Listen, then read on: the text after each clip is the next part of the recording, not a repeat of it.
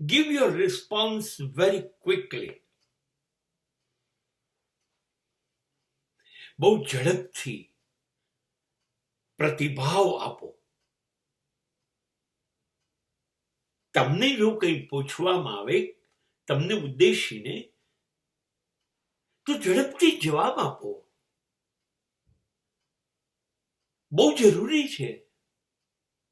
તમારી ઢીલાશ પરિણામ બદલી નાખશે. તમને એવું લાગે let me think twice thrice, હા વિચારો, સાચું છે, હું વિચારીને જવાબ આપીશ, હું સમય લઈશ, મને વાર લાગશે. નહીં, આ ઢીલાશ ન કરો.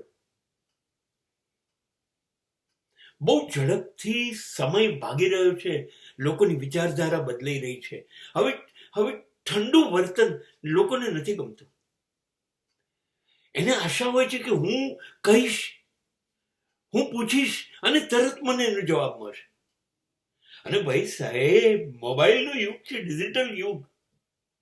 એ મેસેજ કરીને રાહ જોતો હોય છે કે બ્લુ સાઇન ટિક માર્ક આવી કે નથી આવી, લાઈક આવ્યું કે નહીં, શેર થયું કે નહીં, સબસ્ક્રાઇબ થયું કે નહીં. સેકન્ડમાં એ દર મિનિટે ઓનલાઈન હોય છે, જોતો હોય છે કે મેં જે કહ્યું એ સાંભળ્યું, જોયું, સ્વીકાર્યું અને જવાબ આપે છે કે નહીં. એની ઉપર દુનિયાની પોતાની આયોજનની ગતિ જિંદગીની ગોઠવાઈ છે.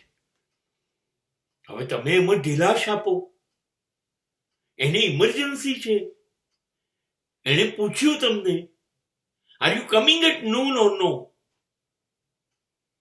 તમારે જવાબ આપવાનો છે ફટાફટ. Are you interested in not? જવાબ આપો ફટાફટ. નહીં હું મારી સગવડે જવાબ આપું. નહીં, એને બપોરનું આયોજન કર્યું છે. તમારા જવાબ ઉપર હવે એ આગળ કંઈક કશુંક વિચારે. હવે તમે જવાબ નથી આપતા તો એની બધી યોજનાઓ ફેલ થઈ જાય છે. તમારા માટે એક અભિપ્રાય બની જાય છે. એ કેરલેસ છે, એને કંઈ પડી જ નથી. અને આ જે સમય છે એ સમયમાં 1 મિનિટમાં કરોડોનું નુકસાન કે કરોડોનો લાભ થઈ શકે છે. એને તમને પૂછ્યું કે તને રિલાયન્સના આ શેરમાં અત્યારે ઇન્ટરેસ્ટ છે કે નહીં, હા કે ના કહે. હવે એને બરાબર ખબર છે 10 મિનિટની અંદર ભાવ ઉપર જશે કે નીચે જશે તો લાખો કમાઈ જવાશે કે લાખો ગુમાઈ જવાશે, એને ખબર છે. અને તમે જવાબ નથી આપતા. હવે કાં તો લાખોનું નુકસાન થઈ જાય છે કાં તો લાખોનો લાભ થઈ જાય છે.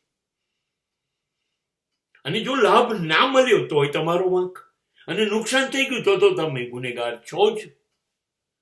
તમે વિચારો, તમે જવાબ આપવો તો છે જ તમારા સમયે, થોડી વાર રહીને, પણ યોગ્ય સમય આપી દેશો તો સંબંધો જળવાશે, લાભ નુકસાન ને પણ બેલેન્સ કરી શકાય. અને આ ટેવ નહીં હોય તો બહુ જ તકલીફ. એક એવો જોક સાંભળ્યો હતો કે એક છોકરી એક છોકરાને કહ્યું કે મને પ્રેમ છે, આપણે લગ્ન કરી લઈએ. તો છોકરાએ કીધું હું વિચારીને તને કહીશ. વિચારવામાં મહિનાઓ પસાર થયા અને અચાનક પછી એને એમ થયું યાર આવી સરસ છોકરી મેં ગુમાઈ છે, નહીં મારે જવું જોઈએ ને. અને પછી એને કોન્ટેક્ટ કરે છે ને એને મળવા પહોંચે છે. ત્યારે પૂછે છે કે એના પપ્પાને, મમ્મીને કે હું એને મળવા આવ્યો છું. તો કે એના માટે તો તમારે સસુરાલ જવું પડશે, અમે 4 મહિના પહેલા એના લગ્ન કરી લીધા.